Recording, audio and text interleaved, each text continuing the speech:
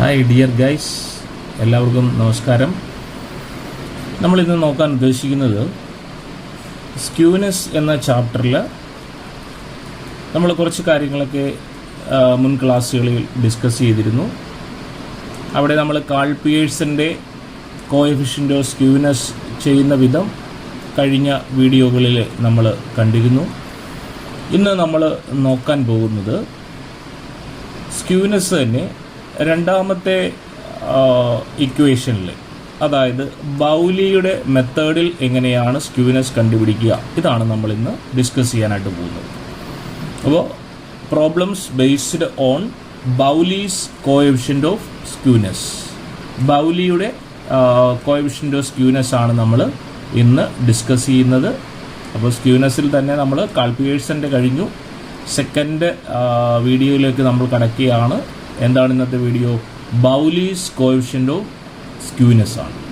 അപ്പോൾ Bowley's coefficient of സ്ക്യൂനെസ്സിലേക്ക് നമ്മൾ പോകുമ്പോൾ ആദ്യം നമുക്ക് വേണ്ടത് ബൗലിയുടെ കോഎഫിഷ്യൻ്റ് കാണുന്ന ഇക്വേഷൻ വേണ്ടേ?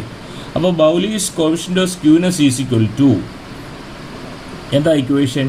Q3 plus Q1 minus 2 median divided by Q3 minus Q1.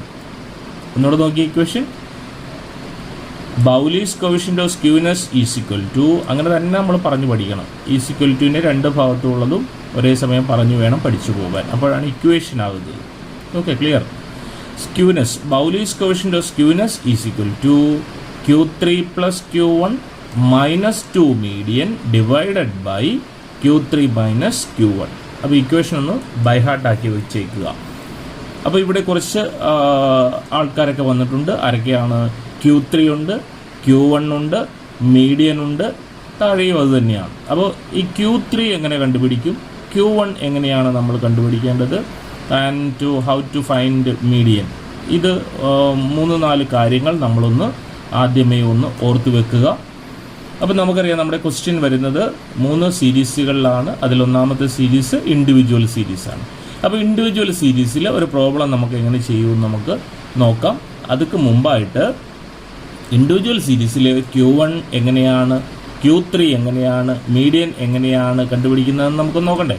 നമുക്ക് ആ ഇക്വേഷൻ ഒന്ന് നോക്കിപ്പോകാം. നമ്മളിത് പാർട്ടീഷൻ വാല്യൂസ് എന്ന ചാപ്റ്ററിൽ ആൾറെഡി പഠിച്ചിട്ടുണ്ട്, എങ്കിലും നമ്മളൊന്ന് ഓർത്തു വെക്കാനായിട്ട് ഒന്നുകൂടെ നോക്കുക. ഇൻഡിവിജ്വൽ സീരീസിൽ Q1 കാണുന്ന equation, Q1 is equal to, Q1 എന്ന് പറഞ്ഞാൽ എന്താണ്? ക്വാർട്ടൈൽസ് 1, ക്വാർട്ടൈൽസിന്റെ ഷോർട്ട് ഫോമാണ് Q1. Q1 ക്വാർട്ടൈൽസ് അറിയാമല്ലോ, ക്വാർട്ടൈൽസ്, ഡിസൈൽസ്, പെർസെൻറ്റൈൽസ്, അങ്ങനെ പാർട്ടീഷൻ വാല്യൂസിൽ കുറേയധികം നമ്മൾ ഏർലിയർ ടോപ്പിക്കുകളിൽ പഠിച്ചിട്ടുണ്ട്.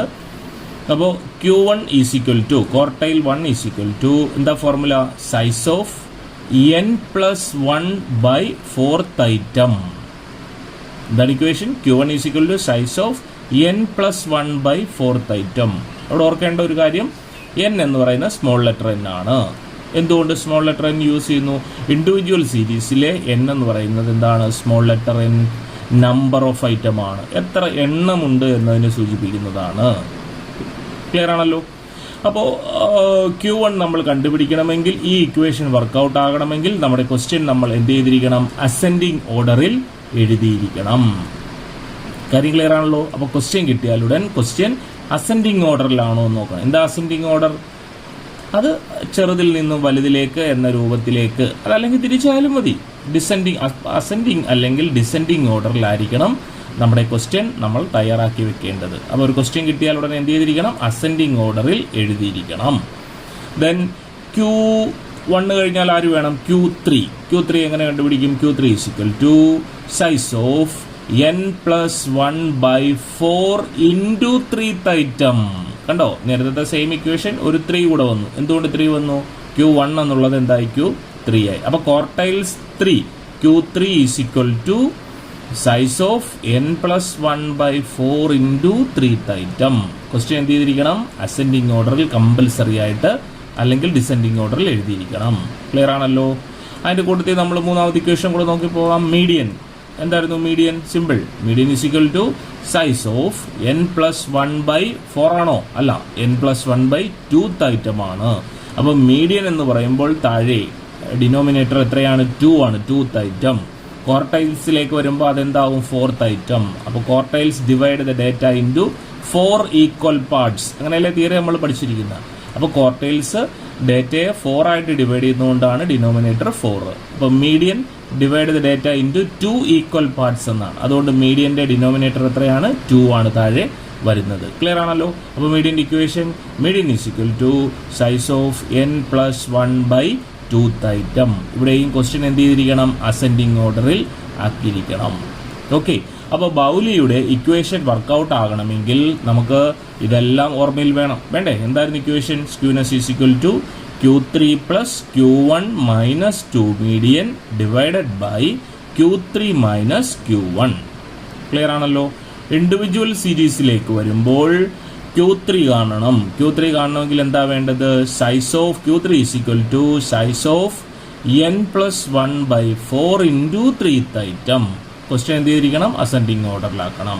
Q1 കണ്ടുപിടിക്കണമെങ്കിലോ Q1 is equal to size of n+1/4th item. Question എന്ത് ചെയ്തിരിക്കണം? അസെൻഡിങ് ഓർഡറിൽ. ദെൻ അവിടെ നെക്സ്റ്റ് നമുക്ക് വേണ്ട ആരാണ്? മീഡിയൻ വേണം. വേണ്ടേ? മീഡിയൻ എങ്ങനെ കണ്ടുപിടിക്കും? മീഡിയൻ ഈസ് ഈക്വൽ ടു എന്താ formula? Median is equal to size of n+1/2th item. Question എന്തായിരിക്കണം? അസെൻഡിങ് ഓർഡറിൽ ആക്കിയിരിക്കണം. അപ്പോൾ ഇത്രയും നമ്മുടെ കയ്യിൽ ഉണ്ടെങ്കിൽ നമുക്ക് ആരെ കണ്ടുപിടിക്കാം? ബൗലീസ് കോഎഫിഷ്യന്റ് ഓഫ് സ്ക്യൂനെസ് ഈസി ആയിട്ട് നമുക്ക് എന്ത് ചെയ്യാം? കണ്ടുപിടിക്കാം. ക്ലിയർ ആണല്ലോ.